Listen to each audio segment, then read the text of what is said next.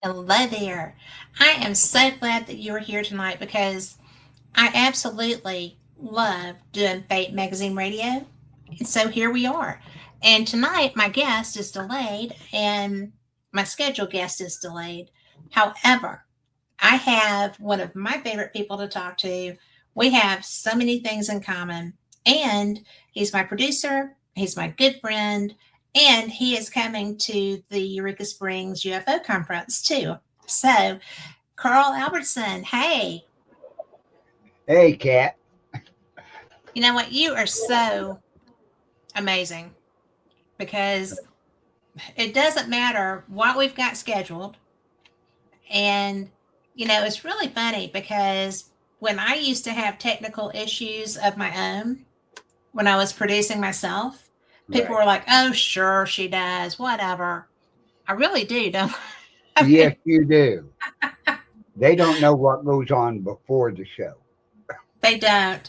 But, I am kind of sunburnt, so y'all are just going to have to point and laugh. So we had a baseball tournament yesterday. What we're going to But have to do one of these days is I'm going to what? have to open up another StreamYard and put record when we're having technical issues and make a blooper reel to show. People would laugh like They crazy. would. Well, except that because I have ADHD and we've just recently found that out, but I've handled this one very well. But, you know, building skills, guys, building skills. You can cope with anything as long as you're working on your skill sets for it, right? Right. But when when my energy starts to get when things start to get wiggy, my energy starts to get wiggy because I am an energy worker, and sometimes I've always been afraid it was going to turn into like the movie Carrie, where I just get mad one day and just whoop. But I control that. I don't do that. But because it's a choice, it's a good thing. But it's really interesting because I would never, before I started dealing with electronics as much, really believed that. But it's it's a true, honest to God, frustrating moment when things go awry. And Yeah. you just sit back there and you're like, yep, happening again. Oh, I know because electronics, especially when we're doing some type of paranormal or UFO shows, there's always a technical issue before, during the show, even. Yes. We have seen it happen so many times. Well, and it happens. I mean, it's not just this show. I mean, it's every show that deals in this realm. And, you know, Boris Crawford, who's supposed to be here tonight, and I'm still hoping he's going to make it. I don't know what's going on. But I hope that, because y'all will love him. He is ever since I've been going, he's been the MC at the Ozark Mountain UFO Conference. He's so good with people. And he first saw a craft land when he was 10. And so he's been fascinated by the topic. And he was actually involved in MUFON. He was a state director. And he's written some really good papers too. So he's a great guest. He's a great person. So it'll be fun. But it doesn't matter if it's an ET show or a ghost show because you and I had one of the most bizarre paranormal experiences in a conversation that I've ever had. And I mean, even with recorders going and everything happening, it wasn't as this was probably the most interesting. And it Yeah. was after the show when we were doing the research on what we were given, it was all true. It all Yeah. matched. And That both of us that were was the flipped out by amazing that. part. If people go back and watch that show, it was what, 3 weeks ago? Three I weeks think ago. like yeah, 3 weeks ago. When we did the show, the first 25 minutes we were just talking, especially about the guitars and about my food truck and all Yes. that. Then we brought out the phones. Hi, Lorraine, Jeremy. Jeremy, you Hey. got to listen to this because that Yes. night we did that. That you guys were doing something on things and we couldn't do it. You Yep. need to go to the Bill of Rights Network and look at the fake magazine show where I was on and listen to it. But anyway, we brought out the phone and showed Echo Box because you wanted to see how it ran. Yeah. You were helping me set mine up. Right. And we turned them on and heard a couple of things, nothing major, right? Just like he was doing an You start investigation. with. So I shut mine off. Kat shut hers off. I even shut my phone off. Then we had I didn't shut my phone off, but I shut the the echo box dowsing down. rods and everything. Was showing how I use them and point them downward Hmm. and stuff. So as soon as we was doing that, I said, let's talk about the paranormal and get Yes. into it. And we heard a voice say, what? Why? And I'm going, I Cat, did you hear that? Did the people in the chat room hear that? And everything. And I was trying to figure out. I didn't have any other browsers open except StreamYard. I was Yeah. making sure Kat had her Echo Box off. All this stuff. Nothing else was I actually going on. turned my phone off because I And had at the already closed out and cleared Echo Box, but I right. went ahead and turned my phone off. But then it started saying, find Jackson. It said two words. Now, these words were crystal clear. Yes, they I were. mean, the whole conversation that night was crystal clear, just like me and Kat Yes. talking and everything. And we're sitting there. So we started asking questions. Well, at the same time, my wife is in the bedroom. It was 3 weeks ago, Jeremy, 3 weeks. on a Sunday night. Go back and check it and listen to the show because the It reactions was we just were the getting, most, yeah, it was bizarre because my well, wife was in the bedroom and everybody yes. knows her son passed away here a few years ago at 37 years old, right? And everything. And she heard, hi, mom, in the bedroom.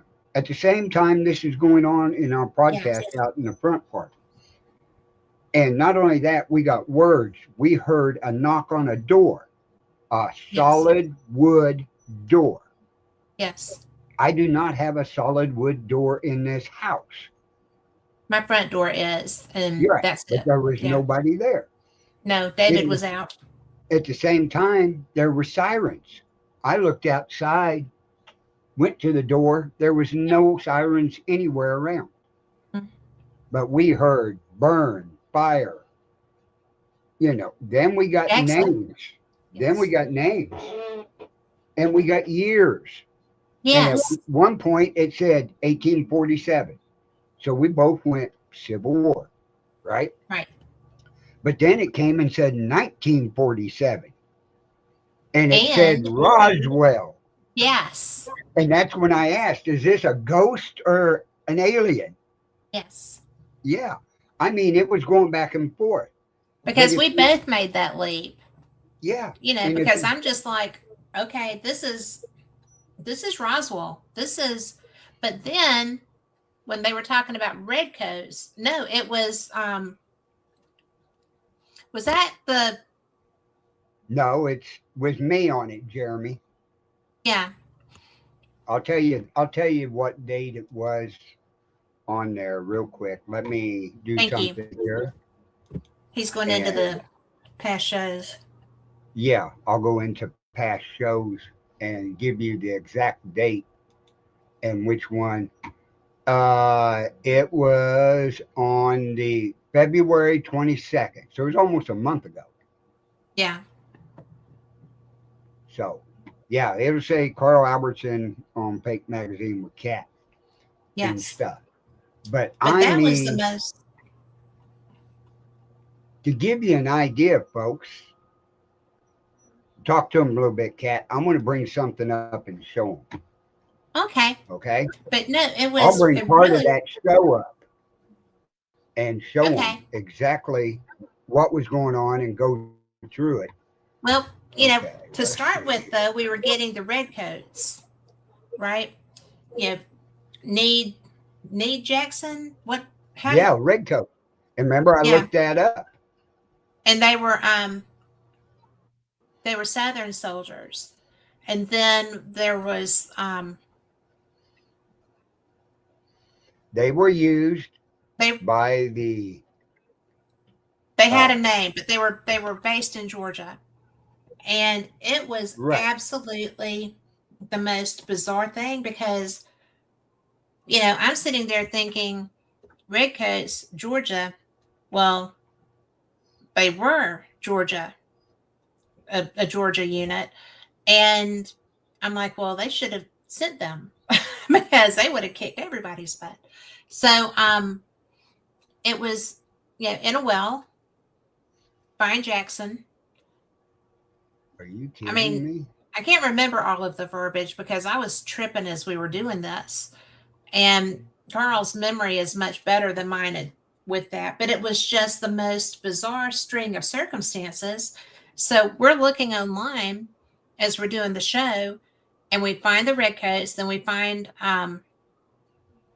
William. What was his last name? Do you remember? William Smith. Yes. We found him in Roswell, Georgia.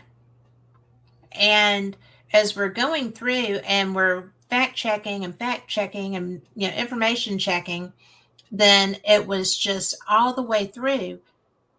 Everything was checking out. And meanwhile, Tammy's getting knocks in the bedroom. So she comes out. Then there's knocks at the door because you got knocks at your door, right? Wasn't it Right. wasn't it knocking on your front door? Yeah. And then EMS sirens. And then I mean, and we found, you know, people that matched everything that was being said. And that does not happen very often. I mean, that doesn't happen very often when you're on site in a location Right. getting Oh, information. Did you find it?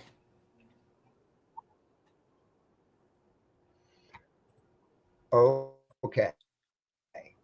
He's bringing it We're up, going to bring it guys. up. I'm going to share it up on one What? of his emblems.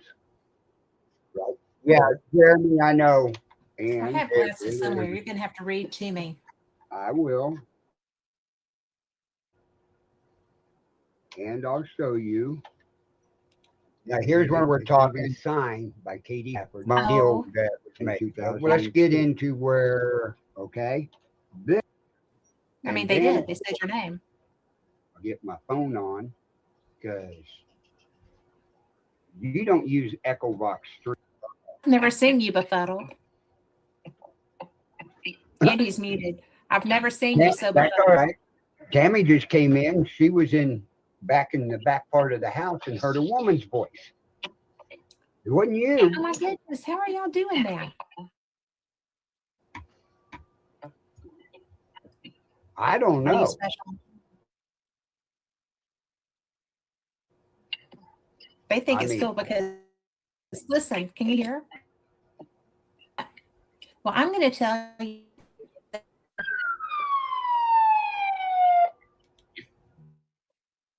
there was a siren. Okay. Yep. You don't have the squad out down there, do you? No. Yeah, I'm worried that the squad's there. I'm double checking everything to make sure I don't have another browser open. Yeah, I don't. Yeah, I am Cat.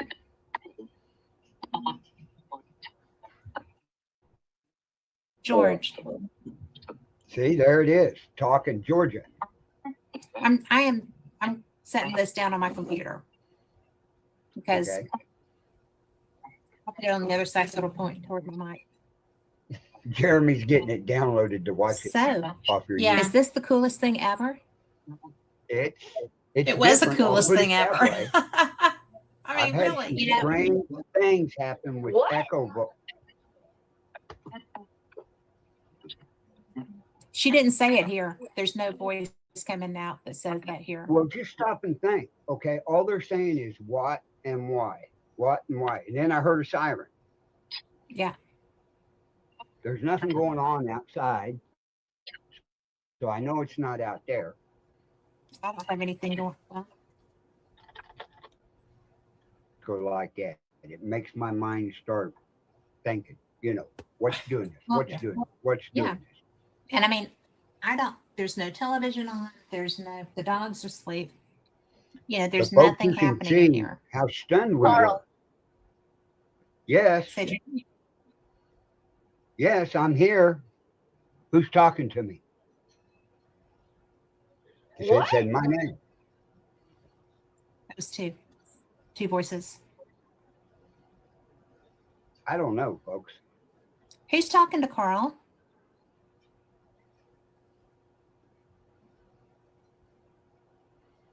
Did you talk to Tammy too?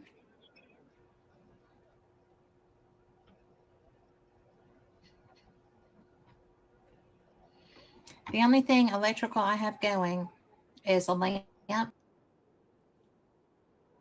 It was, Jeremy. It was too loud. Jeremy said that was too loud a Yeah, that siren was to come from Jeremy. outside. Let me get this stopped here a second. The wildest thing is that That was we too have loud to had, be outside.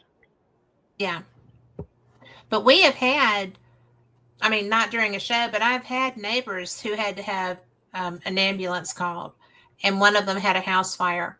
Neither ambulance or fire truck could be really heard like that inside. And these are really pretty curtains, but they're really dense and they're soundproofing and darkening curtains too. So it's, I was pretty positive it wasn't here, but I still checked because it wasn't at his house. And we have never, and I've done paranormal experience for 10 years, which does get paranormal activity in the shows sometimes. And I've done Fate for 5. Same thing happens on occasion, right? But I have never, ever had anything like this show. And it gets weirder from that point. I mean, this was just the beginning of the show. This was not even the weird stuff, right? So right. It just kept on and kept on building. But what was amazing was it was the clearest English that we've ever heard. Yes. I mean, it was like the person was right in the background of this show talking to us. Well, it's like they had their own mic. Mm-hmm. I mean, they were part of the show. Yeah. And it was from both ends, which was very strange. I mean, you'll listen, as you guys listen to the show, you'll hear me say, this couldn't even been staged. Because of our reactions and the questions we asked. Well, and the answers, because we got specific answers. And the weirdest part was that they were very specific answers. So it was just, Roswell, Jackson, murder. We got murder. We got murder so many times. Remember, we had Chains and we had Burns. Yes. Burns. So we were assuming that it was Civil War era but the Redcoats were pre-Civil War, right? They were the Civil War. They were war in the Civil War in certain companies as the buglers and cannon people. Mm-hmm. But as you go on to find out, okay, Jeremy, as you find out, and be safe. Yeah, big safe. But in the line story, and you find out the name that we're looking for, and look it up, you'll find out who raided the plantation. Yeah. And I'll guarantee you there were redcoats in that too. Hi, Nikki.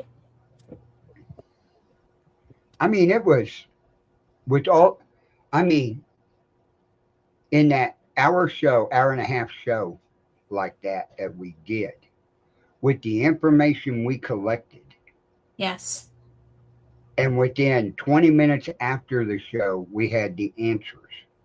we did. What investigation can you go on to and go home? You're already home. That's hours later, right? Then you got to Yeah. listen to all of it and try to decipher and figure things out and look it up. We did it with all the information that was given to us on that show. And I didn't have to go back because I was taking notes with everything that we were getting. Yeah, So after we went off the air, I'm going through doing, Googling everything, and you are too. And, so we're getting it. We are getting what was happening. And I was so blown away because, I mean, we're both paranormal investigators, and I've been on investigations that, you know, the evidence was great. Not often that great like we got in a flippin' show. well, not even in a show. How many EVPs could have got that clear of language? Yes. And the wildest part was that it wasn't I did not look because to see which one of our feeds it was coming through. There was a lot coming through yours, but there was a lot coming through mine too. So it was just like that was so weird. It was. It And it was every paranormal person's. dream. It was. It To be was. sitting there and not even well. How many times have you been on an investigation and sat down before you set the equipment up and you hear something?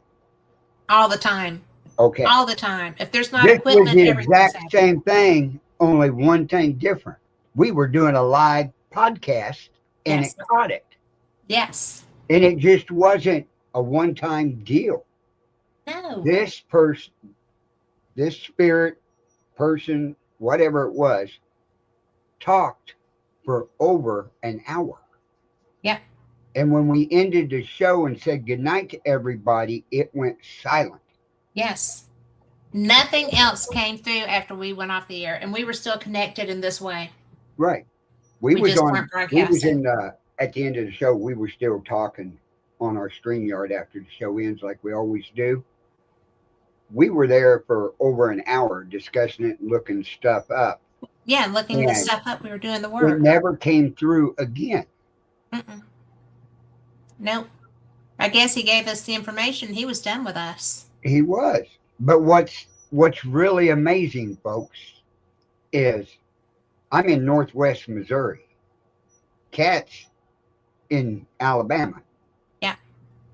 So this spirit, and from what we got on it, the spirit was from Georgia. Yes. Where I used to live, actually. Right. But to come from Georgia, but to come through my computer Mhm. and to make the noises in the house. Yes. That's amazing. Well, and they were strong noises because I didn't hear the one in the bedroom. I heard the one in the front of the house, the knock. Mm-hmm. And that got Tammy's attention too.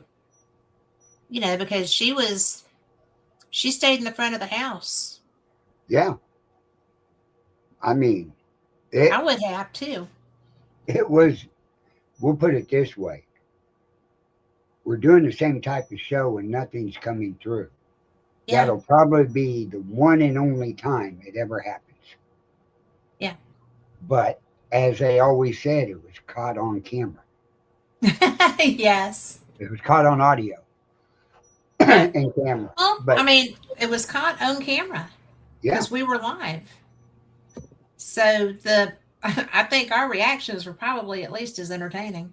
yeah, our But reactions are more comical than, and it caught us off guard. well, yeah. We weren't doing an investigation. We were just chit chatting and showing the echo box, the dowsing rods, cigar box guitars, talking about the food truck, Yeah. and all of a sudden this thing just why Lit and why. up. It just lit up. Now, what would have happened if we wouldn't, if I wouldn't have commented on the why and the what? Would that entity would have kept talking? Yeah. We don't know. Hey, I you got a guest, I do have a guest. so introduce him. I will. This is Forrest Crawford. He is the MC since I've been going, and since a lot of people have been going for the Ozark Mountain UFO Conference. He is a former MUFON state investigator or state director, and he's a genuinely nice man. So we're going to tell him what we've been talking about, and then we're going to let him tell us more about him because he'll like this. So, hey, Forrest. Hey, I'm so sorry. I am so sorry. I don't even know what to say. You were No, just no fine. I'm excuse just would glad be to good. see you. And you're going to love what we've been talking about while we've been waiting. And yeah, I want you to meet my producer and friend, Carl Albertson. Hi, Carl. Forrest. Nice to meet You'll you. see him at the conference. He's going to be producing while I'm doing some interviews there. And so we did not run out of things to talk about while we waited for you because you are so worth the wait. Oh, And you're being too nice. well, Carl and I did a show a couple of weeks ago. About a month And ago. About a month ago. about a month ago, and we actually had there's an app called EchoVox that you use in ghost hunting, and I have never had mine set up appropriately. So Carl was showing me how to do that, and that was just part of the show. We were showing people stuff like that, and we started getting communication, really specific, really good communication. Started with somebody knocking on There, you're back. It was ghosty stuff. It was pretty cool. So, but one thing that you will never have to do with me is you will never have to apologize because I'm just thrilled to get to talk to you, Forrest. So, Well, thank you. You're being extremely nice. I feel so terrible that I didn't get in here until now. well, That's all right. you know what? Stuff happens. I would It's have used all a different good. word, but yes, it's the same. It's the same idea. Well, that's true. Depends on the scenario to which one I use. So, Okay, you're I'll let you definitely- do You're not going to hurt my feelings, but I know we're on the air, so Right. Dad, I'll let you do the show with Forrest. oh, well, thank you. Thank you for talking about that because people need to know that happened. I think it's so cool. Right. We'll do it again. Yes, we will. So, hey, Forrest, Hey, how are you? I'm very good. I'm very good. Good. So, what can we talk about tonight? Well, I tell you what, I have so many things because when I was reading and things that I've learned about you over time, it's hey Nikki, it's just been you've had quite a ride. And Well, yeah, when that's true. when I saw that oh my word, her name escapes me. You did the Cape Girardeau stuff, didn't you? Cape Girardeau. Is that the right name? Well, you talking about the crash that happened in Cape Girardeau? Yes, where Margaret's, isn't her name Margaret? Yeah, Margie. Whose dad was the clergy and was out helping with that. Well, yeah, and Debbie Ziegenmeyer, Margie Kay. Are you talking about the Piedmont Festival that they've been having the last couple of years? No, I'm talking about oh, I've got her card here. But she was a very older lady, and where there was one of the first crashes that they had bodies, and her father was a minister and I think physician. Margaret, I'm sorry. I'm trying to. let me. because it was one of the first with bodies retrieved. So I first saw her speak at the UFO Congress, the year that Jeremy came out with his film that Chase and Richard and Mark D'Antonio and everybody were part of. Let's see.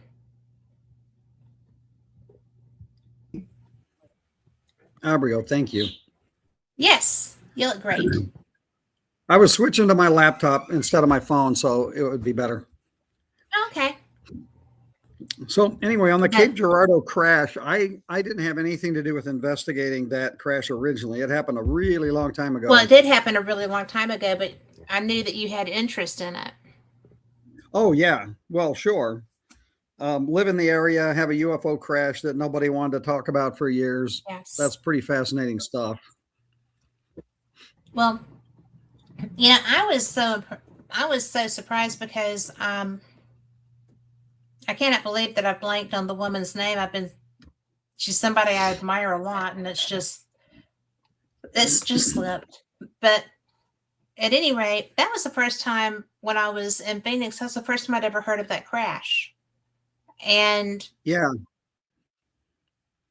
I'm not familiar with very many that had that level of evidence. Do you?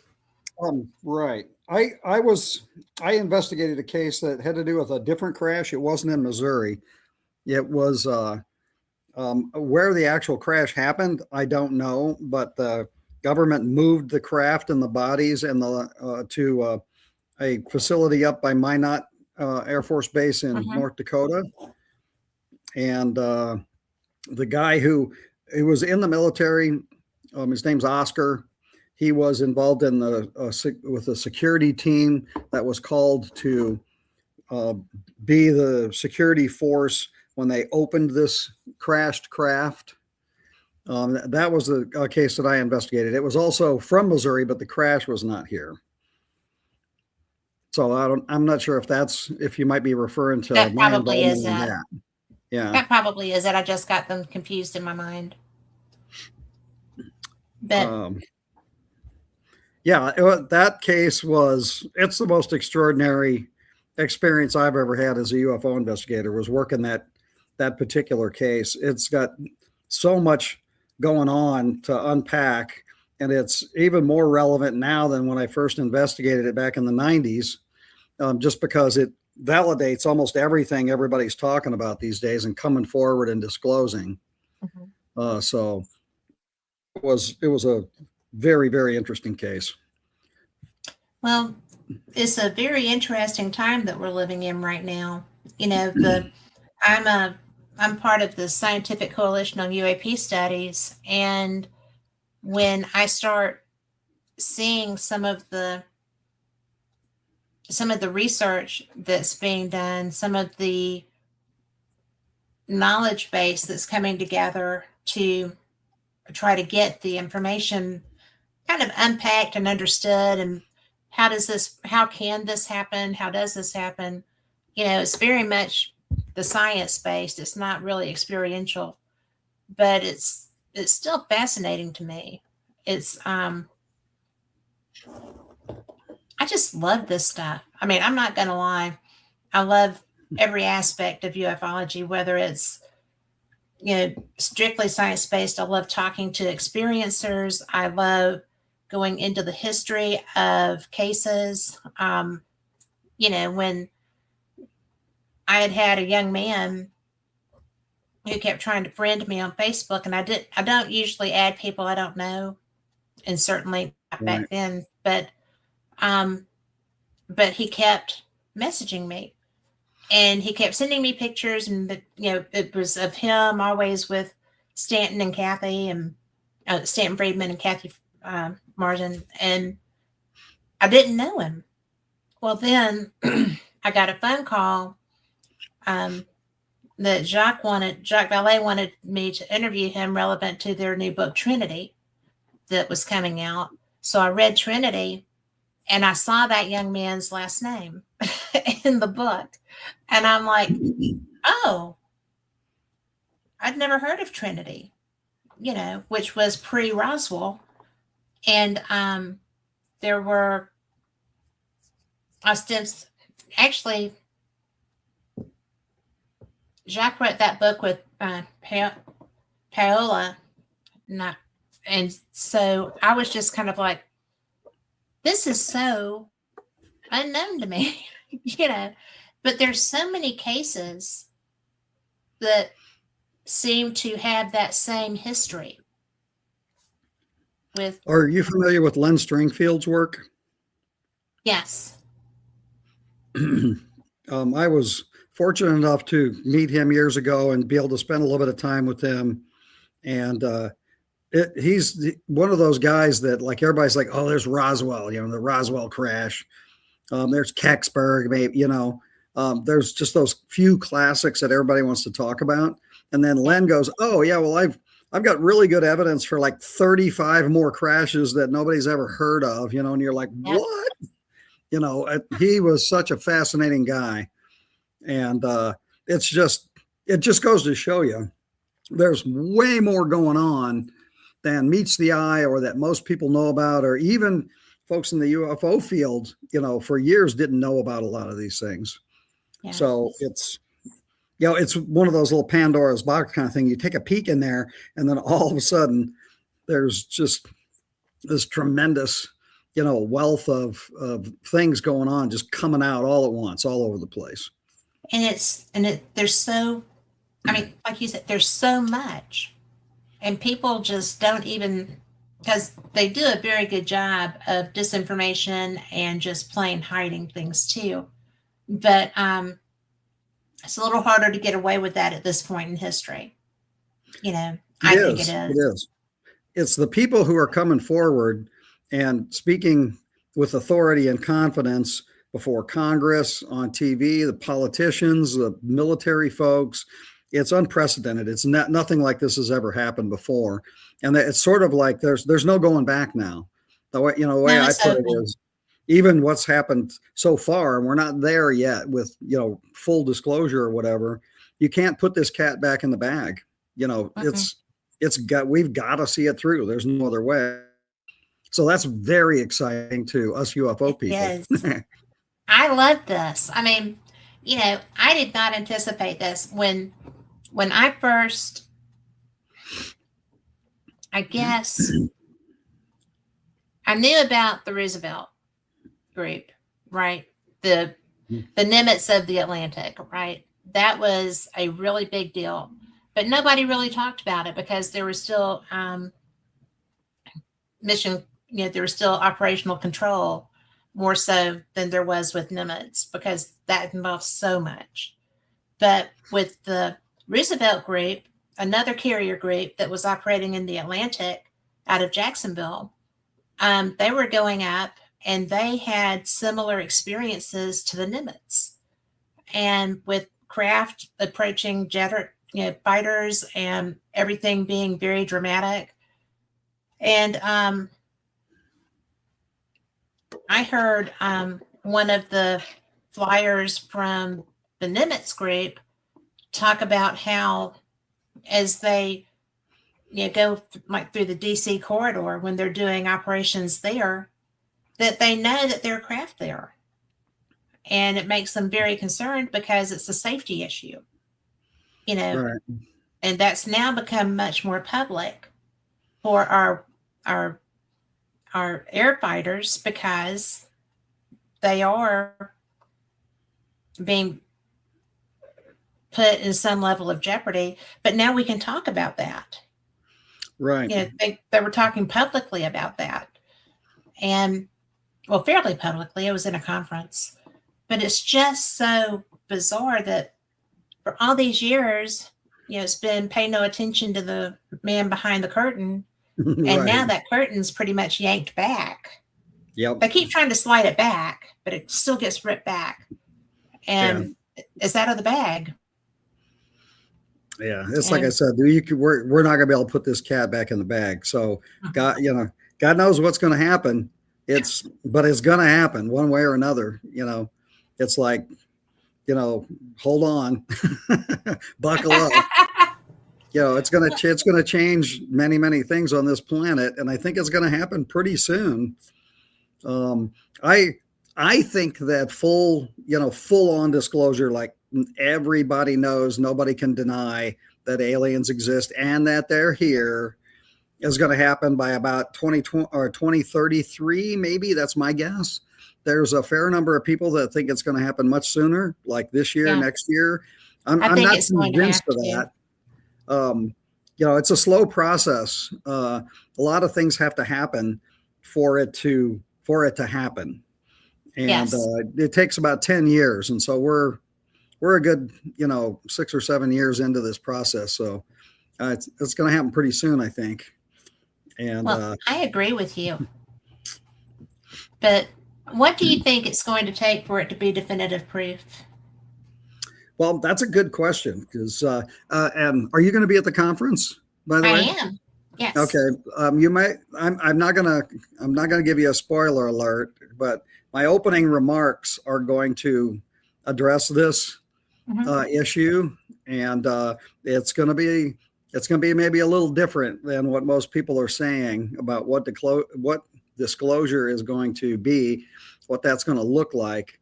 But the most prosaic answer to that question is that everybody walks outside and looks up and they're seeing ships, like they're everywhere. It's not just the proverbial landing on the White House lawn, because that's the White House lawn. There's a lot of other, political centers around the world. And nowadays anything can be faked. It's got to be, and it's got for the masses. It's literally I think it has thousands of ships in the sky visible to everybody. And then I think that's going to be such a panic. Could be.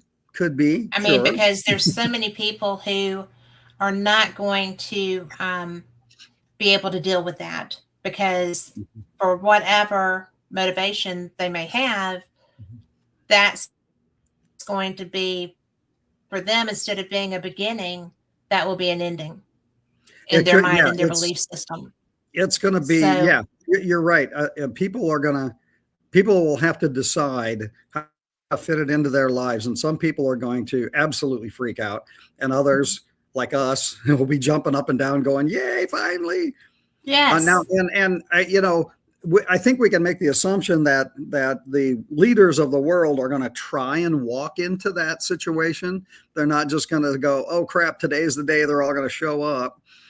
So there might be that proverbial landing on the White House lawn or at some military base, and some official meeting between the aliens and military or political officials, of leaders of some kind, and that's televised. And that might happen a bunch of times around the planet with different leaders, but again, anything that's on television can be faked. You're going to have to walk outside and look up in the sky and go, oh my God, Forrest was right. I will be sure to say Forrest was right. I'm going to have that put on my tombstone, by the way. That's what I want put on my tombstone is, I told you so. That's what There you go. I told you. Yes. Right. But my husband will understand the inflection. Right. But the most interesting thing is that I have seen a crap. Like, I was just minding my own business, and I was just, in a hammock, chilling out. And it wasn't it was in a cloud, but it was a really weird colored cloud. And I did not know that was a thing at the time. So I was on the phone with my daughter, and I was like, don't hang up. Even if you don't hear me, don't hang up. Because I did not want to have a missing time incident, and then she would panic, and, she needed to know when it was done. And they usually seem to put you back pretty close to where you started from what I understand. Sure. Right.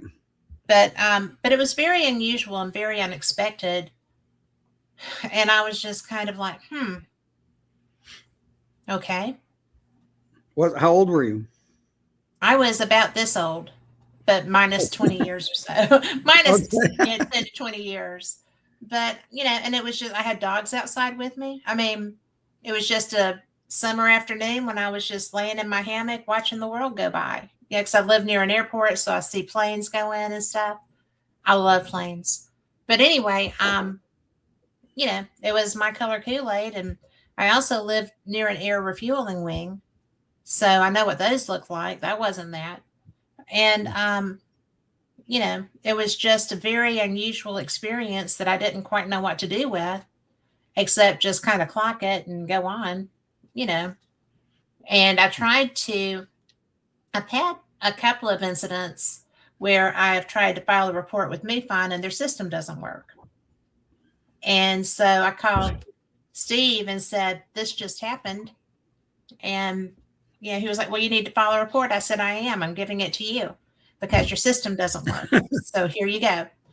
And he really regretted giving me his phone number. But All right. but somebody needed to know, and I tried to follow the appropriate procedures, and they didn't work. And I didn't want to be a loony bin when I saw him at another event or something, and come up and say, "Well, I this happened," and didn't get the proverbial, "Well, why didn't you say something?" Well, because it didn't work. So if you see something and you need to file a report, pick up a phone and call somebody. MUFON has phone numbers. So if their system doesn't work, you can do that. But how long were you with MUFON, and are you still? I guess I officially joined in in 1989, and then was state section director. Then I became assistant state director. And then when Tom Stoltz was the state director at the time, when he died, I took over as state director in 91. Okay. And then I was state director for Illinois until 2003, when David Marler took it over from me. Mm-hmm. And then David handed it off to what's his name? I know him well, but don't you love it when that happens? Yeah, no, I don't, because I know, right? We used to have a good memory. So yeah, anyway, so for good 11 or 12 years, give or take, I was the state director, and he hosted the symposium one year. That was interesting. So yeah, I've been, as far as MUFON is concerned, I was, involved with them during that period of time. And then I let my membership lapse, and Walt Andrus, and I were pretty good friends, and God love him. He kept my membership alive, even though I stopped sending him money for quite a long time. Yeah. And but I'm not officially involved with that organization at this time. But MUFON is, they're the biggest civilian organization out there in the world, and they do really, really good work. And yes, they do. I was happy to contribute to the organization in a way. I was on staff for a while as the computer specialist for MUFON, and I created the database for all of the paper records in Walt Andrus's garage to be transcribed into the computer for the very, very first time, so that we could actually start mining that data for real. So I'm proud to have contributed that to the world of ufology. That's wonderful. So yeah, I'm not an IT guy, but I was good with databases back in the day. So, well, I am a playing with it gal. I am not, and that's not true. I'm pretty good with it most of the time, but probably because back when word processors were as technical as they got, I started taking classes on anything I could find to take a class on relevant to them, because my dad told me to. So it's been a fun ride with technology. So until it doesn't work. When you saw the craft in the cloud, is that what got you started in the UFO investigating? No, I I've often seen them, but that was the first time that one was in daylight that close to me, and Okay. it was just moving very slowly. And the only reason I knew that it wasn't just some sort of like a chemical cloud or something was because the it edged out of the cloud. The front I got came you. out, and so I if it had had a window, I could have seen the window. But it was, I mean, it may have been shielded, but it was all metal. And I was like, I don't want this to happen. I'm on the phone with my, telepathically. And I was like, I'm on the phone with my daughter. This is not the best time. And it just slid back into that cloud, and it went across. There's a mountain on the other side of my street, and it went across the street, and it just took the elevation, and it didn't dissipate. It just moved. So, Interesting. Very interesting. That's a great sighting. Anytime you see something like that in the well, daytime, it's awesome. I was very surprised, but it looked like like an inverted pie pan, but it wasn't round. It was more Okay. elongated. I got So you. Mhm. it had the lip, and it looked like where there should have been a window, there could have been a window, but it was covered. Okay. So, like a shield or something. But it was just really, it was surprising because the first time I saw something, I was in seventh grade, and my dad was a Special Forces Airborne Green Beret guy, and they had been out doing a jump. And so I knew what it looked like when they jumped out of planes and helicopters and whatever. And that night there Mhm. was something in the sky when we were doing a barbecue, and it wasn't moving and it wasn't making noise. And my dad and his friends were like, "Oh, well, that's a helicopter." I was like, "No, it's not. I just watched you jump out of them. I know what a helicopter looks like." So I was seventh grade. I was a little mouthy, but it's never changed. But it was so funny because to a man, they looked at each other and they kind of grinned, and then they looked at us, the kids, and said, "It's a helicopter." No, Okay. but But thanks they for but they playing. knew. They knew, huh? They did, Yeah. because they had these, like, when you're in on the secret, but you can't tell the people, Right. and they're just kind of like.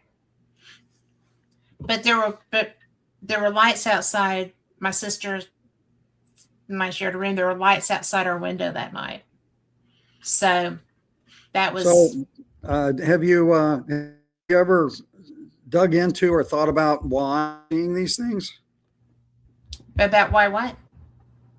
Like why you're seeing these things?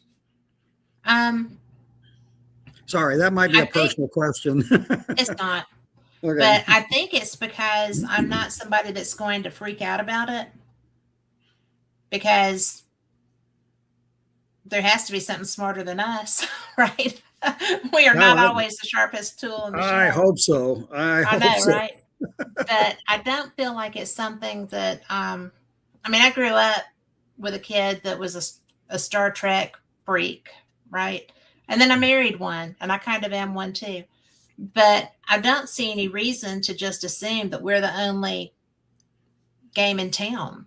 And I never have, because where where's the fun in that? Why would, you know, I'm a creationist, and why would you make all this stuff and only have one playground? Well, If you yeah, could do especially that, as more and more we look out there with better and better tools, and realizing that there's millions of planets out there that are probably like Earth. yes. It just doesn't even make sense that we're the only one. No, it doesn't. And when you start looking, you know, we are getting tools. Like you said, we can see. And from, gosh, I guess that I was a fan of NASA from the first launches that they were doing, and that they were televising. And hopefully we're going to be at the Artemis launches some. And, David's already very fired up about, he already got me my Artemis shirt and all this other stuff. Oh, so nice. he's like, oh yeah, you fired got to up. have swag. You got to have swag. Yeah. He's all about swag. I'm just like, just get me there. But, he was disappointed because we couldn't get in the primary seating for the launch for the first one. And I'm like, you can see it from all over.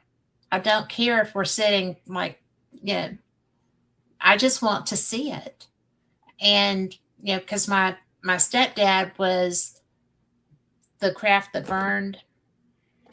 My stepfather was on comms, and he just had turned his console over because the brass were taking over for the launch.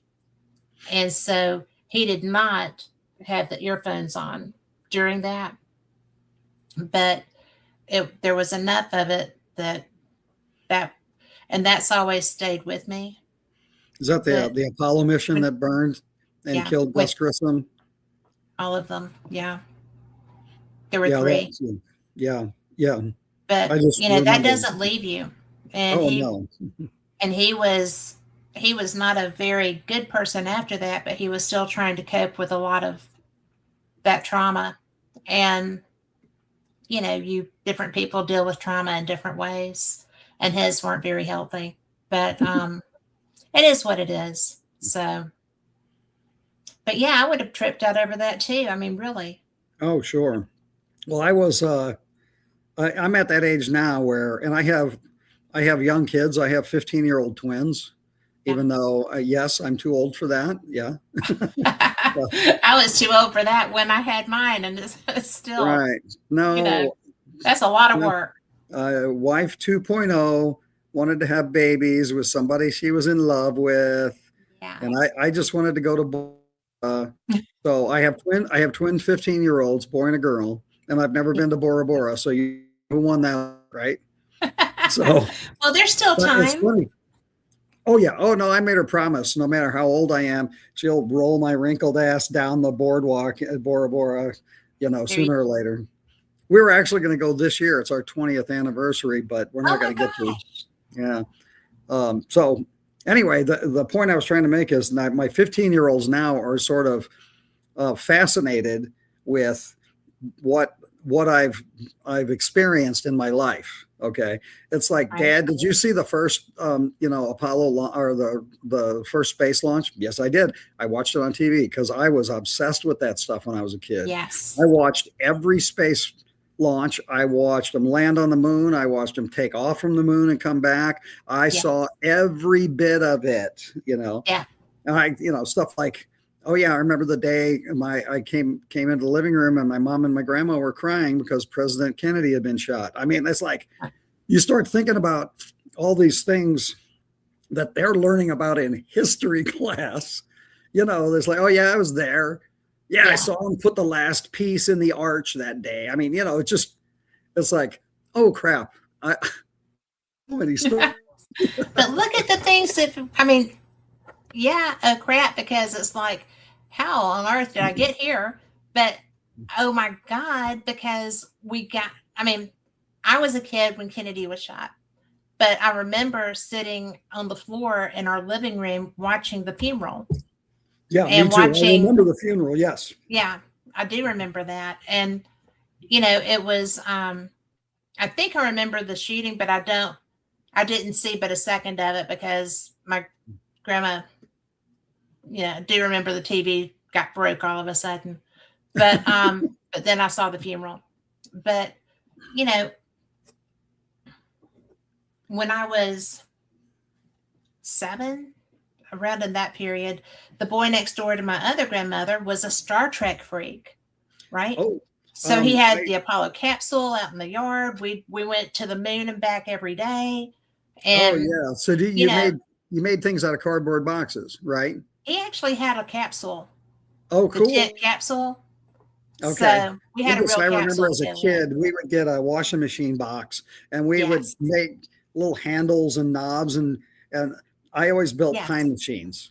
That's That's what so kind of a cool. nerd I was whenever I was a kid. Yes. Yeah, absolutely. So I have some interesting things I can share with you about Star Trek if you're interested. Can I tell you one real quick, and then I want to hear all of yours? Sure, absolutely. That boy with the Apollo capsule Mhm. told me, all I want to do, I want to work somehow with Star Trek. I want to be involved with Star Trek. And I was like, cool, you do that. And I saw him one time when we were grown ups, and that was it. So I was talking to my daughter who wanted to be an actress, and nothing was working out the way she wanted it to. And I was like, and I knew that when I saw him that one time, I knew that he was writing for Star Trek, right? But I told her, I said, you have to stay with this, because let me tell you, this boy that I knew, Lee Shack, and he was like such a trekker, and he was just about everything. Mhm. And all he wanted to do was work with Star Trek. Well, that man now is writing for Star Trek Next Generation Oh, and nice. whatever is out now. I said, so don't you ever give up on your dream, because if a little boy from Gardendale, Alabama can go and work in Hollywood and do his dream, why can't you? And I'm going to tell everybody listening that, why can't you? Because how cool is that, though? I'm so proud That's of him. fantastic. It's really fantastic. I love stories like that. Yeah. What I have to tell you, excuse me, what I have to tell you about it is, if you've heard this before, stop me, because I never want to be the old guy who tells stories over and over again, right? I will stop you if I've heard it. So, do you know where Gene Roddenberry got his inspiration for Star Trek? I do not. All right, you can look this book up. It might be a little hard to find these days, but you can find it out there. It's called The Only Planet of Choice. Okay. And in that book is about a group of, I'm not sure what is the appropriate term to use for what they were. It was a group of ladies. I think it was like 3 ladies, but the group might have expanded beyond that started receiving telepathic messages from beings in the universe. I guess that's the best way to put it. And so they started inviting people to like come to their group when they were doing this, because like, hey, you're not going to believe what's happening. And so people started coming to the group by invitation and getting this information that was supposedly coming from extraterrestrials that they were communicating to this group of ladies. Okay. And at one point, one of the people that got invited to that group and did attend with some regularity was Gene Roddenberry.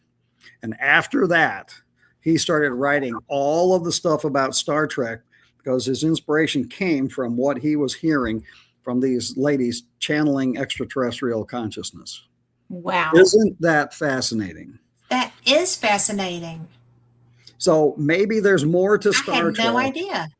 That is maybe, more about what's really going on out there than, we all think it's obviously fiction, right? Well, maybe there's some interesting truths written into that show, especially the original show. Yes, the original. Well, there was so much. There's a lot that I thought was weird in the original show, especially for the time period. But it was so interesting, and the concepts were so novel, but I've never understood why anybody would think that we're the only game in town. I mean, big dog taking a nap decides to sneeze. Sorry. But he was snoring earlier, so that's better. The part that gets me is that if you believe that there is a creator being and that he only did this universe, then he's not very powerful, right? Because why would you stop if you he sat there and said, I like this. This is good. And then he rested. Well, it didn't say what he did after he rested. He probably went on and kept doing it, And I'm going to get letters about that. I I I won't discuss religion or politics. That's a good Okay. thing. Yeah.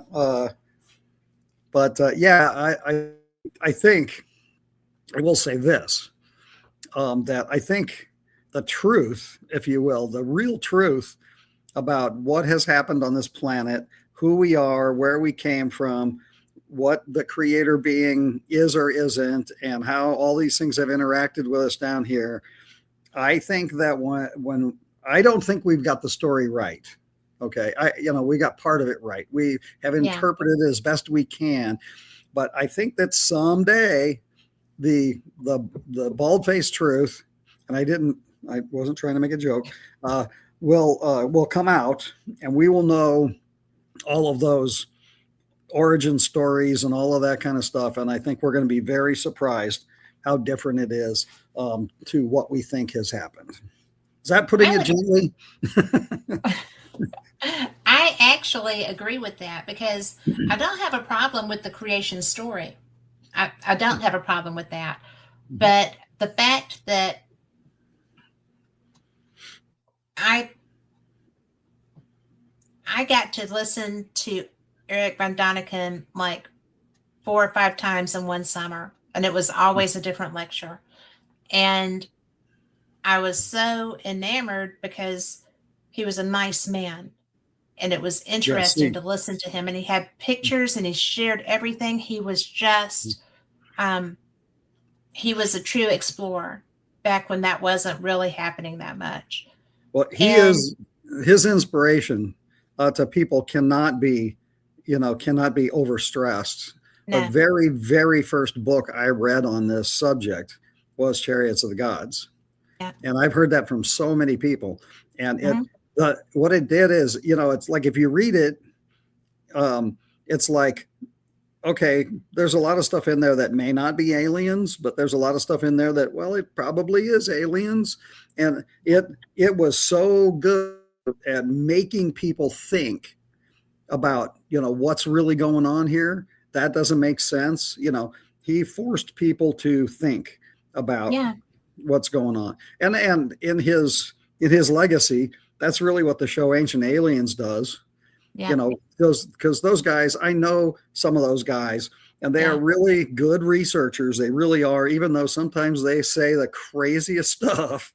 Okay. And it's a joke, that, I'm not saying it's aliens, but it's aliens. They know it's entertainment, but the value of that show to me, being a UFO guy, is that they make you think about what could have been going on, even if you're like, well, it doesn't have to be aliens, but how did they move that stone?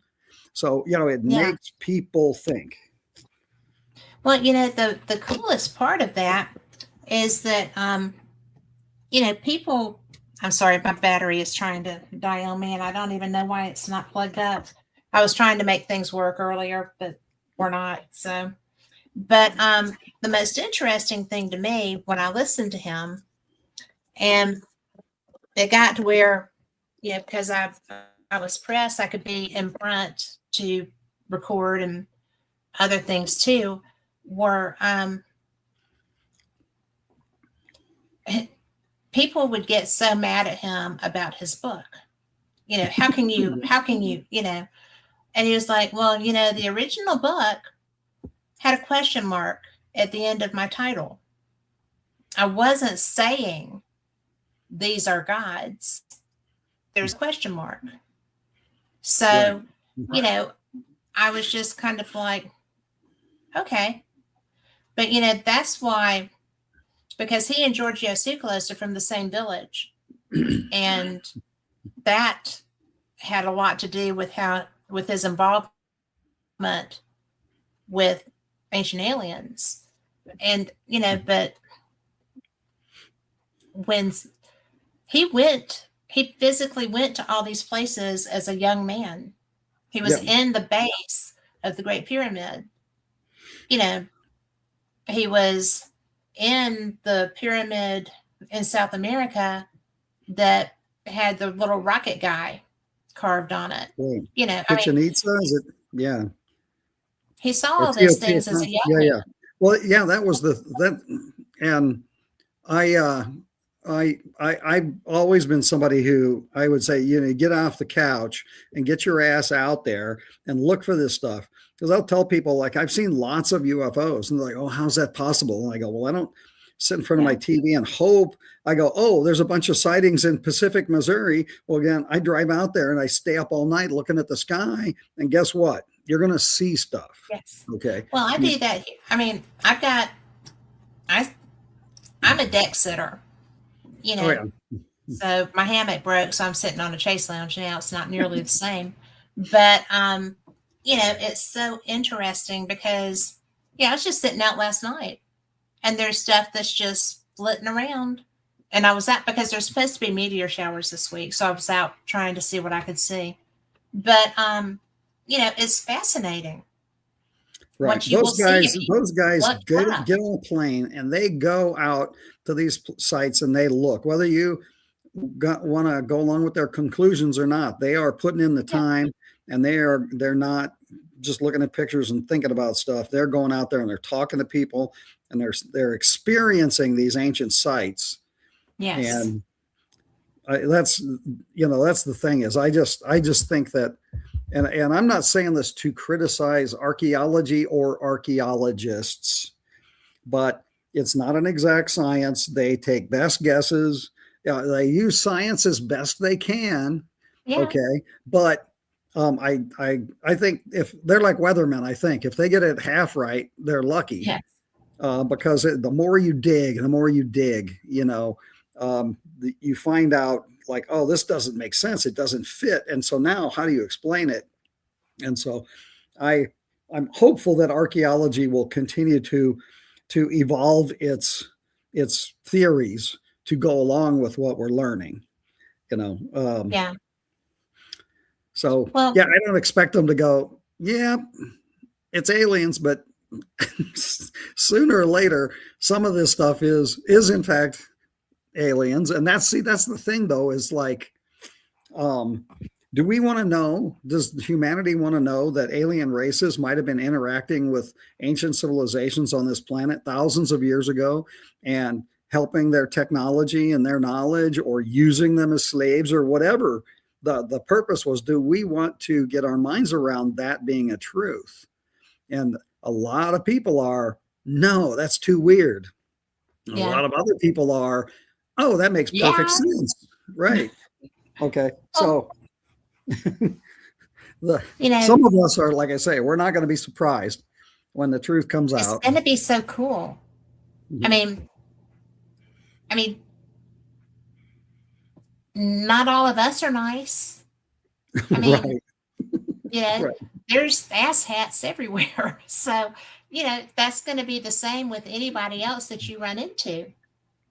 And, it's just so interesting to me that people buy into the horror side of aliens as opposed to, they have to be pretty smart to get here because we can't do it yet. And, and if you look at people want this, a lot of people want this so badly.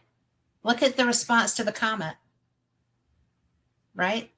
I mean, there you have Abby sitting there saying, oh, well, this could not possibly be a comet, and everybody else is hair on fire because he said that.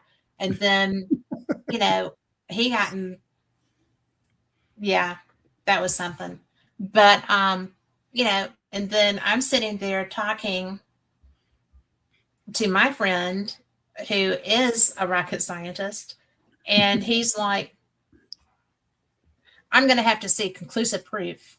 And I'm like, okay. So what does that mean? Well, that is specifics on propulsion, specifics on this, that, and the other. And I'm like, well, okay. I'm not the person that can give you that, but I know that I see stuff all the time, and it's not moving like it's ours. I mean, I have my satellite trackers, and I have my Sky Guide and everything else that I'm using up there. And I'm like, I'm just looking. I like watching, I'm not going to call anybody down. I'm not going to do anything. Yeah, that was close enough right there off my deck was close enough. Right. And, that was, I don't want anything more personal than that because I don't want to have to explain something to my husband about why I was gone for a week. I mean, that's right. That would be that's always an awkward conversation, right? And right? no matter what you were doing, you can only use the aliens abducted me excuse once. Yeah. Right. Well, it's so funny because he knows. I mean, because he knows that I see stuff because I'll go get him. And I'm like, you're not going to believe what I just saw. I get really excited when I see something that I'm pretty sure is not ours, because of the whatever, the way it moves, how it moves, the trajectories that it takes off in, that kind of stuff that I don't know that we have something that can do that. But it's so much fun to do the what ifs and then to try to plot out what that would look like if it, and I think that's why I like doing these conventions because, well, like talking about ancient alien guys, Dr. Sam last year at the conference with his Bosnian pyramids. Oh, right, right. That was the first I had heard of those. And he's like, well, you should come out and work with me. I said, my husband's not letting me come to Bosnia right now. It's a little bit hairy out there. Well, yeah, not a place you want to be. Not right now. I mean, I barely got him to let me go to Belize, right? But, and now he said he'll go with me next time. So that's a good thing.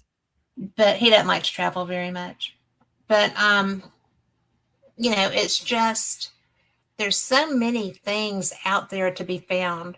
Because when Sam was talking about the pyramids, and he had like the light beam that was coming out of it and things like that. And I'm like, holy mackerel. Are you kidding me? He's like, that was, nobody'd ever heard of that before. No, it's so bizarre. I don't even know if the ancient alien guys knew about it. If they hadn't been talking about it. It was just fascinating. It was extraordinary. I'm so glad that Adnan got him here, to talk about. Yes. I mean, that was a great get. Yeah. And he was pretty personable too, to be, but I was really impressed with, actually, I was pretty impressed with all of last year. I love this conference. This is my favorite conference. Oh, it's mine too. That I go to. And I can say, because I've been investigating this stuff since I was a teenager. What got me started was a sighting when I was 10 years old. Did you see one land? Yes, I saw a silver disc-shaped craft land in a farm field about 100 feet away from the road where my best friend and I and his parents were coming back from like an all-day barbecue on the Illinois River, just north of St. Louis near Pierre Marquette State Park. And we saw this odd light moving around, and his dad pulled over, and we got out of the car to see what it was. And it was a disc-shaped craft landing, in this field. I watched the landing gear come out, and I watched it set down in the field. And then his dad freaked out like I've never seen a grown-up freak out. And they pulled me back in the car, and the way I like to put it is that's alien technology caused that Nash Rambler to exceed its design capabilities, because he floored it. He was so scared, just flying down these little country roads up there in that river valley. And then he never, until his dying day, allowed anybody to speak about it in his presence. Oh my gosh. Yeah. So that's what got me started. And because I've always been a science nerd. And like when I went to college, originally I was a physics major, and I chose that major because I wanted to figure out how these things flew. I wanted to research anti-gravity research. Okay.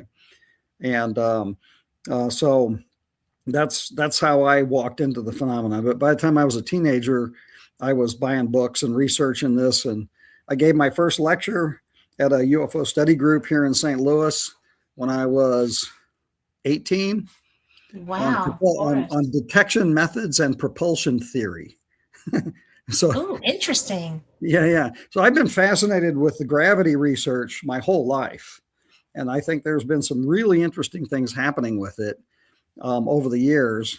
And, it's still like probably my favorite thing is how do these damn things fly, Yeah. And so yeah. And that, as it turns out later, if you really want to get weird for a minute, so now I'm investigating UFOs most of my life. Okay.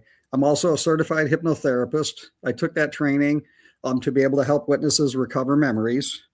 I don't care if you bite your nails, you want to stop smoking. That's not why I did it, right? Yeah. So I wanted to help people recover memories. And so as part of my process, I realized, well, if somebody told me they saw a flying saucer land in a field, first thing I'd ask them is, what else happened? Right? I would assume that they got taken, okay, just from what I know. So I asked a buddy of mine who's a psychologist, trained hypnotherapist, and is also into all of this stuff. So he knows the whole situation. And I said, I want you to hypnotize me. And I want to go back to that night when I saw that thing land. And I want to see if something else happened because I remembered nothing. Right. Okay. Nothing other than what I told you. Okay. So I told him specifically, I want you to go back to this night when I was 10 years old and I saw this thing land in this farm field near, Pierre Marquette State Park.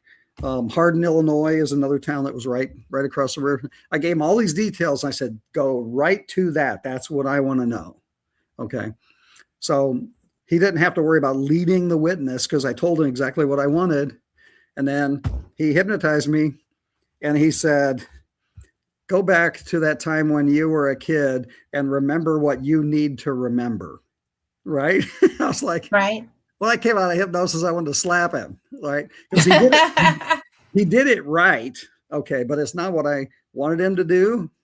Right. But what happened was I went into what's called a full reliving regression of something that happened earlier that day in the middle of the day in this farm field next to where my best friend's uncle's clubhouse was, where we were having this picnic. Okay. And by the way, this is probably the first time I've talked about this publicly ever. Well, thank you for that. Where me and my friend are standing there in this farm field and we had some bottles out there and we're shooting our BB guns at them. And my friend goes, well, I'm going to go get a soda or a hot dog. I'll be back. And so he ran down the hill to near the river where the barbecue was going on. And I said, I'm going to stay here and keep shooting. And so I stayed in the farm field. And then all of a sudden, I look up in the sky and I see this craft and I am instantly paralyzed. So it's like, I can't completely act it out on camera this way, but it's like I went completely stiff, my arms straight, my head flew back like this. And I was just looking up into the sky and I couldn't move anything but my eyes. Okay. This triangular shaped craft flew overhead, maybe 100 feet in the air, and went over and came down and landed in the farm field, maybe about 75 or 100 feet away from me. Okay. And as soon as shortly after it landed, I'm still paralyzed. I can see it over there. These two disc-shaped craft, they flew overhead like this real quick and stopped. And the triangular shaped craft lifted off of the ground and went pew and just took off like in a flash. One of the saucers went pew after it. And the other saucer came over and landed in the farm field close to where that triangular shaped craft had landed. And it opened up and these two beings walked out of the opening on the craft. And but as soon as the triangular shaped craft left, I was no longer paralyzed. Everything was okay. And the two beings walked out of that craft were completely human in appearance, wearing tight fitting jumpsuit kind of thing, and they were very familiar to me. Okay. Like I knew who they were. Okay. And I had gone through a lifetime from age 10 until I want to say that hypnosis session happened in like 1997, 98. I'd gone that whole time with no memory whatsoever of that experience, Wow. even with all of the things that I know about UFOs never triggered that memory. Because, there's people that have just seen Whitley Strieber's cover of his book and it just triggered Yes. these memories. So I'm very familiar with all of that. And I had no trigger of that memory. And I was in a full reliving regression under hypnosis. It was happening again. I could feel everything and smell and see it. It was just like it was happening again whenever I was under hypnosis. Wow. So yeah, wow. It's like I came out of that. And actually, you usually don't come out of hypnosis. Like they count you out, Right. You popped out? I popped out and just sat straight up in the bed. And I was just like, oh my God, what the heck just happened? Right. So So yeah, you were aware. What? I was You were aware. aware through your hypnosis. Yeah. Yeah. So yeah, I've Wow. had some weird stuff go on, but that's That's how so cool, though. it was. Yeah, it was because it was. And to add to the story, later that day was when I saw the thing land in the field. Well, Mhm. and I remember when I can remember that like it happened yesterday. I remember I wasn't afraid. I wanted to go sit on the little hill right there and watch it and see what happened. And my friends were just freaked out, like my friend's dad, Yeah. And well, the reason I wasn't afraid was that was the same one of those craft that came down in the middle of the day. It's like I You knew who already they knew. were. Yeah, I already knew. So that landing wasn't for me. It was for them. So now I've got people that can corroborate that story for the rest of my life. Wow. And they did. They did. I ran into my friend Jim years later after my mom had died. He came to the funeral, hadn't seen him in years. And he walked right up to me and he sat down. First thing he said was, "Sorry to hear about your mom. Thanks." Remember that thing we saw when we were 10 years old that landed in that farm field? And I was like, it was the first thing out of his mouth. So I was like, Wow. yeah, I kind of remember it. It kind of changed my life, right? A little bit. A little bit, little yeah. bit. Holy smoly. Yeah. Well- So, and that's one of many weird things that I've seen other craft. I've had other Yeah. weird things, but you talk about like, well, I didn't want to be abducted. This was different than that kind Yeah. of thing. Yeah. So Well, yeah, do you there's a wish lot. that it would happen ag- What's that? Do you wish it would happen again? You mean the friendly craft come down and visit? Mhm. It doesn't have to. I know it doesn't have to. Like then it had to happen because it was part of me remembering things. Okay. Yes. And so, but it doesn't have to happen now because I know if they come down now, I'd like, sure, come down and get me. Let's get out of here. We're living in a crazy zone. Yeah. But because I wonder sometimes because of the things that we see, the actual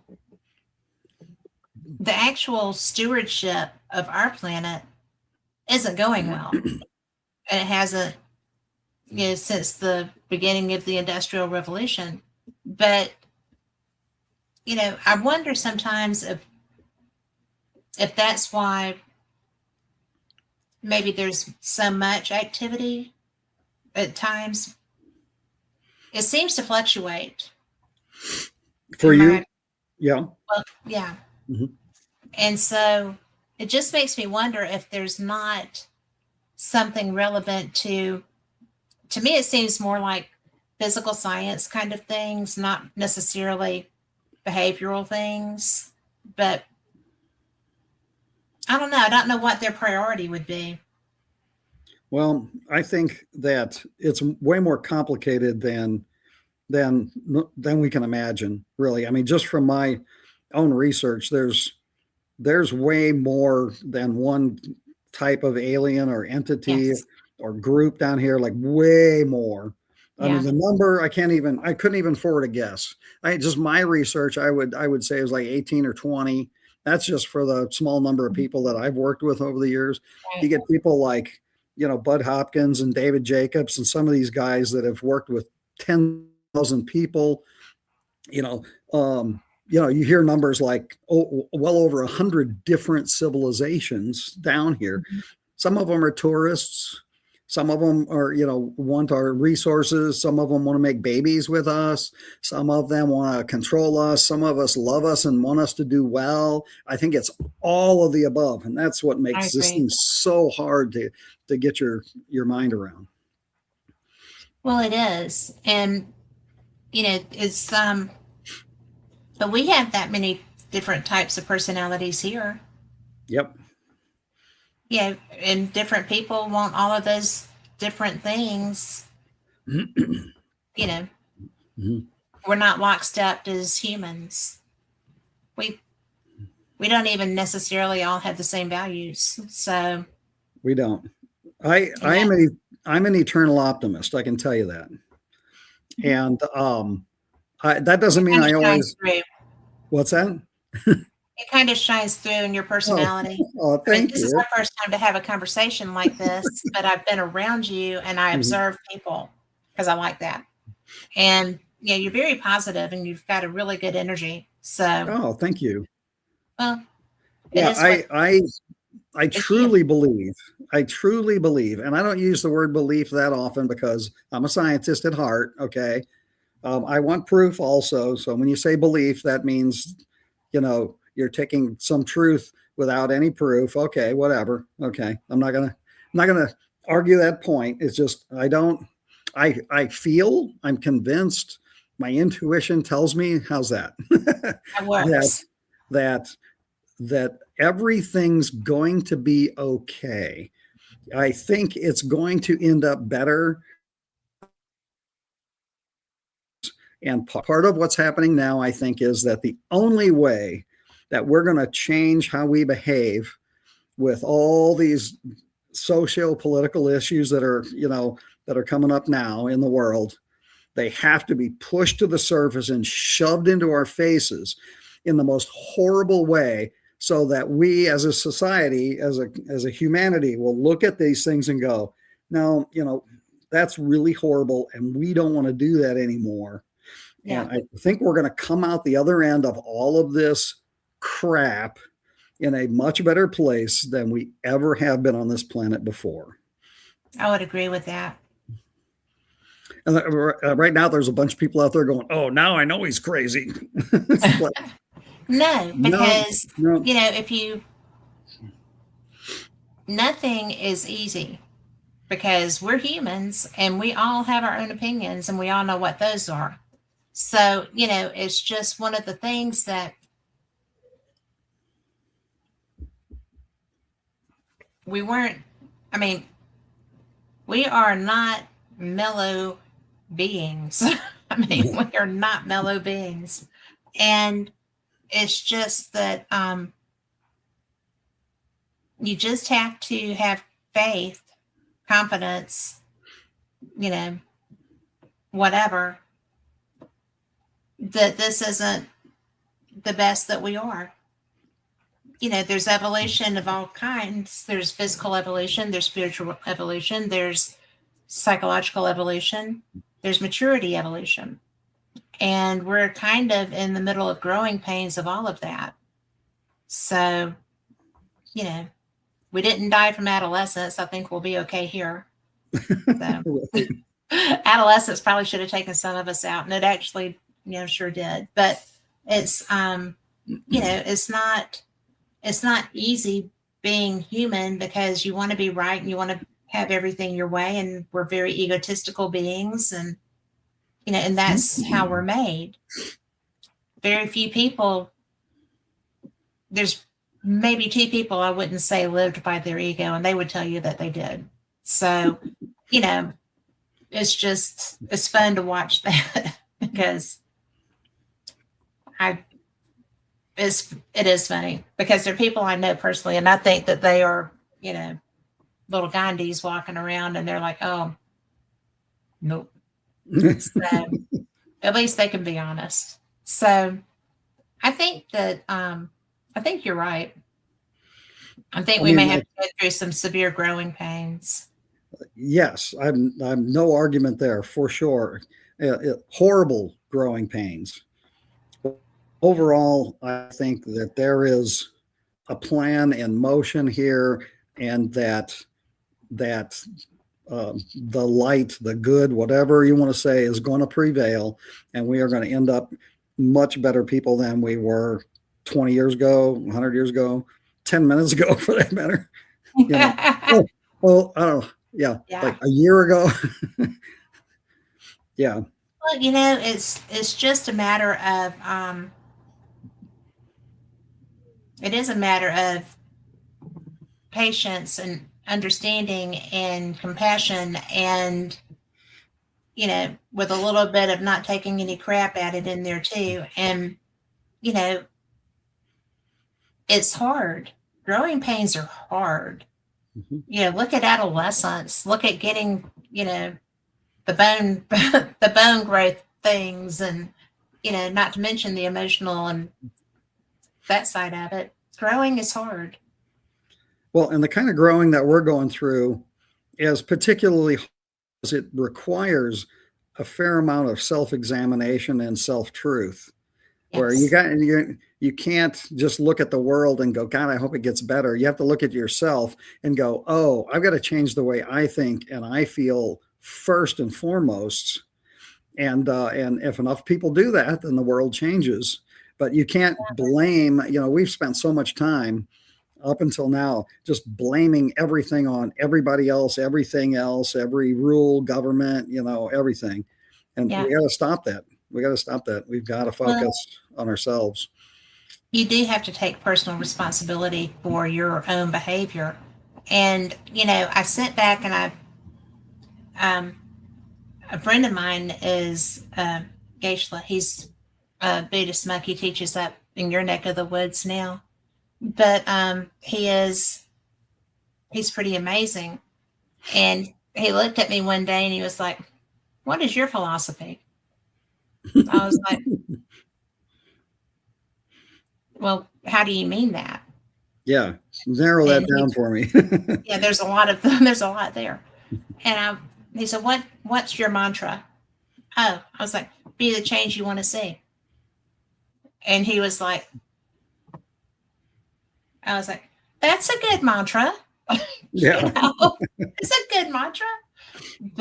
And that's what, you know, I think if more people had that, then, and there I am, I'm being judgmental. See? But can't help it. It's hard not to do. It's a good thing, though.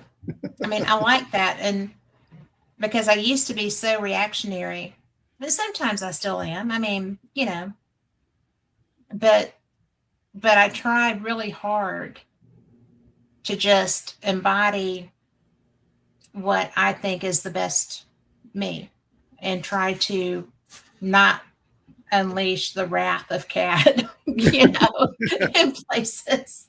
It's hard. It's hard to do. Yeah, it's hard to do that every day, all day long. It's really hard. Yeah, it is. But I think that that's what's going to, you know, that's my personal thing. Other people have their things that they do and believe.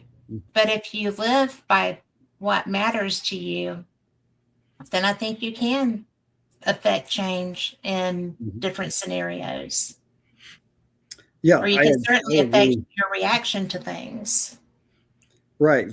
Yeah. And I think that's the hardest thing. It's easy to whip wisdom on other people that you've learned, you know, but to live your own truth is harder because we do have these emotional reactions to things.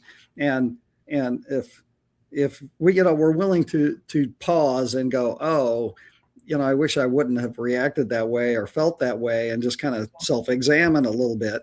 Then we get Or better said over that. time. Yeah. Or said that. Yeah. Yeah, I'm a often blurter. So, My mouth has gotten me in trouble way more than once in my lifetime. but I will, and somebody got on to me for this one time. I do say when I'm wrong. I will say, oh, I just really screwed that up. I'm so sorry. Let's see what we can do to make this better. And I had somebody that was a boss get onto me for doing that one day. And I was like, well, what did you want me to do? He said, well, you could have put it off on, this person. I was like, that person works for me. And that wasn't their decision. And that's what I mean by I try not to throw people under the bus. Right. I just try to be right. But I think that's kind of what you were talking about when you were talking about, making changes, and because that was a big change in my philosophy, when I just was like, you know what, screw it. If I mess up, I mess up. I'm just going to take ownership. And I mess up a lot. I have to do that a lot. Well, maybe that's all why we're all here is just to learn. Maybe this is just a big school, or a big prison. That's probably it. Yeah, or both. There's movies about that, right? Yeah. Yeah. Oh, we could talk about that for about another 2 hours. Just that idea. Well, when I used to teach, I substituted in high schools, and if a teacher didn't leave a lesson plan, I always had Hitchhiker's Guide to the Galaxy in my bag. Oh, I love that. Oh my gosh, I love that. Yep. And for years, there's hundreds of kids through this area that have never seen the end of Hitchhiker's Guide to the Galaxy. I love the book, and I love the movie. Yes. Yeah. The book is excellent. Yeah. The book is not as good. I mean, the movie is not as good as the book, but I enjoyed them both. Yeah. Well, it was high school kids, so I didn't feel too bad about that. But yeah, because if I was coming in, they always had the audio visual thing in the classroom I was going to, just in case. So, but I think that I want to hear more about how you got involved with the conference, and how do you love doing the emceeing, because you're really good at it. Oh, thank you. I do love it. I do love it very much. And I can give you the sort of the short version of that whole story as well. At the time I was involved with MUFON, like I said, the conference started in 88 or 89. And I was just getting back officially involved as a UFO investigator at that time. Basically, I did it when I was a teenager. Then when I went away to college, I got, uninvolved, and I got married. I had some kids, and then at some point I was like, I need to really get back involved. And man, I can tell you some of the weirdest synchronicities that happened when I decided to do that. We haven't even talked about synchronicities. Holy cow. Little messages from the universe that tell you, you're in the right place right now. So I got back involved, and then went down to the conference. I think the first 89, I think, was the first one I went to. So it would have been the second year of the conference. And it was the first year, like, there was a guy that started it, and then he handed it over to Lucius Farish in 89. That was the first time that I went.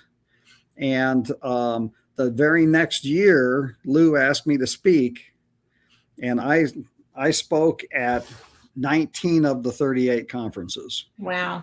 I became one of, this is going to sound pretentious, but I don't mean it to, because I didn't make this up.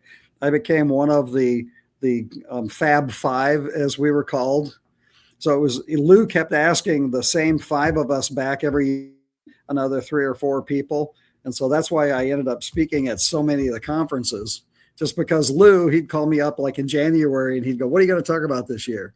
And I go, "Lou, Oh, I ain't got nothing. I got nothing." And he goes, "Oh, well, you will." And sure enough, something would come up and all of this stuff would sort of fall together and he would put me on the podium again. And that went on for 19 years straight. wow. So Wow. yeah. So when he got sick, he asked me if I would, take over that role. And then the committee that was running the conference at the time, had been doing it for years, were, very faithful to Lou. And so I got sick. I said I would be honored to take that role. Because what's really funny about it is if you knew Lou was actually a very shy guy. He did not like getting up to the podium with a microphone at all, ever.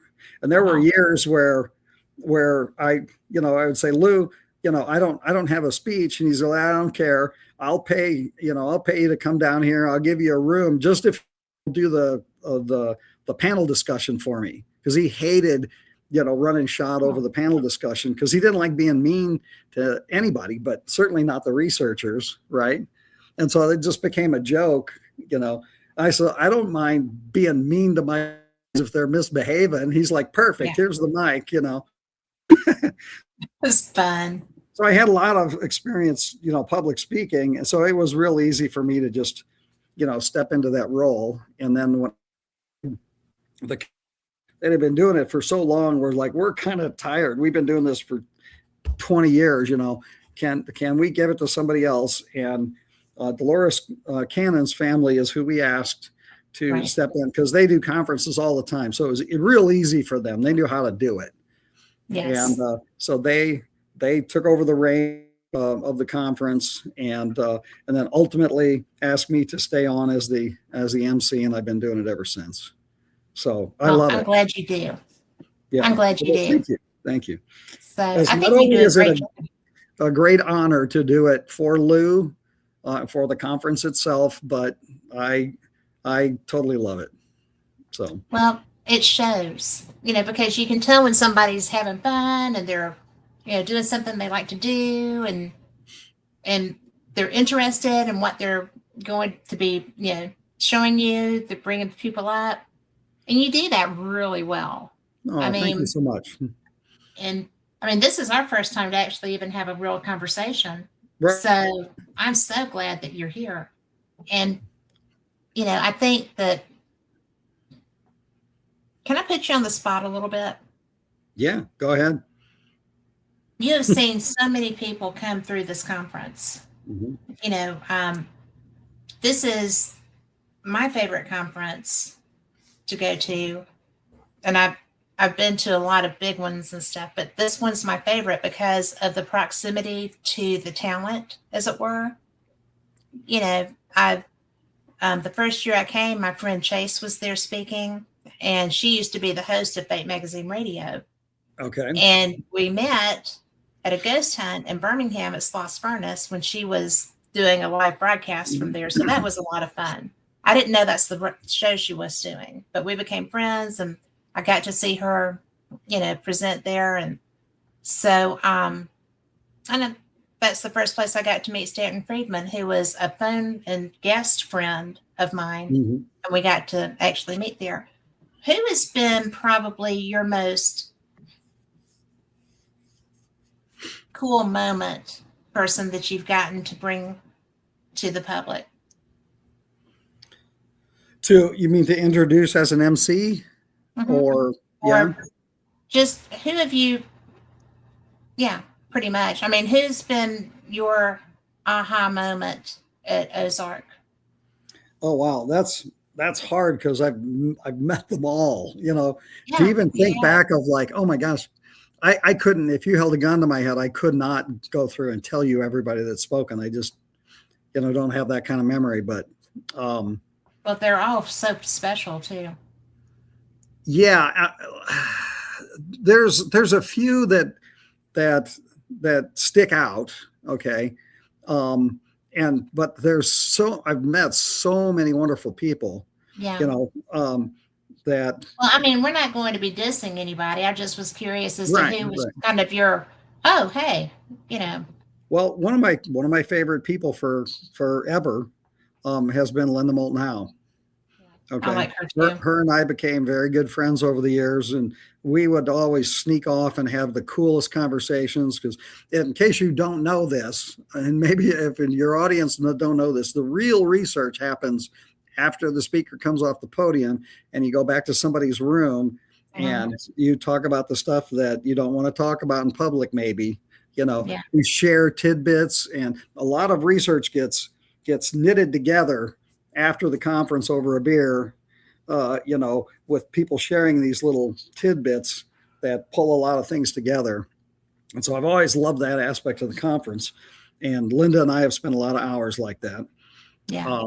And one of the other people that I really, really enjoyed and we kind of had an instant friendship bond when him and I met at a conference we were both speaking at in Pensacola, was Jim Mars. Oh gosh, yes. Jim Mars was awesome. Him and I, we just clicked, and we had so much fun together. And some of it was pretty indignant fun, but he was just an awesome guy. He was an awesome guy. Yeah. And the other person that God rest his soul, I miss this guy so much, is Dr. John Mack. Yes. Dr. I never got to meet him. And that is a regret. Yeah, he and I also ended up having sort of a special bond, and I'm very proud to have had him befriend me. And if we were at the same conference, we would just go off in a corner, and it was one of those, like, he said to me, like, I like the way you think. Let's go talk about stuff. And I was like, oh my God, are you kidding me? And I just had so much fun. That guy was so brilliant and had just really, insightful, thoughts on this phenomenon. He thought deeper into this phenomenon than anybody I ever met. So those are kind of magical moments for me. Yeah, that's so cool. I do wish I'd gotten to meet him, because I just would have loved it. I'd like to have been a fly on the wall in some of his conversations. I mean, he was just the most fascinating guy. He really was just a brilliant man. Yeah. So. Well, I appreciate you being here so much, and I have had so much fun talking with you. Thank you. Thank you for your time. Can I say one more favorite person? One more favorite Please, person? do. And we're going to get to see her this year, is Debbie Cobble. I love her. Oh my God, yes. I love Debbie. Oh yeah, she's going to be there. Nicest women. Oh man, she and I are really good friends, and I'm so excited she's coming back. I am too. Yeah, she's fantastic. I got to meet her in Phoenix, and it was such a crazy conference. We were bending spoons and stuff, and we didn't know we could do that. So that was so much fun. So now people hide their spoons when we go somewhere. But so it wasn't just us; it was a whole slew of people. But I agree with you. That is one of my favorite people, and that's one of my big draws too. I'm excited to see her again. Well, maybe because I did this with her once. And Gene Robinson was another experiencer, friend of ours also, that was around years ago. We went ghost hunting at the Crescent Hotel with Debbie. She's very involved with a paranormal, ghost group, and one of her favorite people's coming with her. And I don't think it would take anything at all to get us all to go over to the Crescent and do some ghost hunting. Well, I do that. Yeah. I love that. You could, if you want to have me back, I'll tell you my ghost stories. I have some crazy ghost stories. Crazy ghost stories. I do a show on Wednesday nights called Paranormal Experienced. Well, cool. Just pick a date. I'm telling you what, I have had some personal experiences that are insane. We will do that. Yeah, and I might be overselling it, but I don't think so. I mean, I don't care. I just want to talk to you again, and that would be. I didn't even know you loved that. Oh yeah, and I got a bag full of all the gadgets, and I've never. Well, I took them out to the last couple of years. It was one of those things like I've investigated ghosts kind of off and on, but not like professionals, right? So finally, like 2 years ago, I just broke down and bought like, a whole bunch of the cool ghost toys. And I Yeah. played with them a little bit at the Crescent, but I haven't actually gone out and done and I told Debbie, I said, you got to come over here and take me ghost hunting so you can teach me how to use all these toys. And so this weekend coming up, that might be the time to do it. Well, So I'll bring some with me too. excellent. So Excellent. we will do that. I went to Basin Park Hotel last year. Did you? Did some investigating. Yeah. So my best friend came with me Mhm. to the conference to help me with some of the interviews and stuff. So, and we had a great time. That's a pretty interesting place too. But I've never investigated the Southern Crescent or the Crescent. Well, I have a few like sort of minor stories from there. Me and a couple of my buddies that always come down every year. We went there. We went through the ghost tour. We had a couple of weird things happen. I've got all kinds of orb pictures, from when we were walking around there shooting pictures. But I'll tell you those stories another time as well. I mean, they're interesting. It's like, oh, something Yeah. weird happened to you there. But That would be So, so much yeah. fun. well, it's a date. We need to do it. Yes, it is. Yeah. All right. Well, thank you so much for being here. For everybody listening, thank y'all for being here. And, y'all are the reason we do these shows. We appreciate every bit of your support. So we are going to go. I will see you in Eureka Springs in a couple of weeks Definitely. with some of my ghosty gear. And I'll bring mine too. And I I know will get Debbie's some bringing dates hers. I'll get some dates for paranormal experience for you to pick from. Okay, excellent. I would love it. All right. And everyone, thanks again. Namaste and good night. Thank you so much.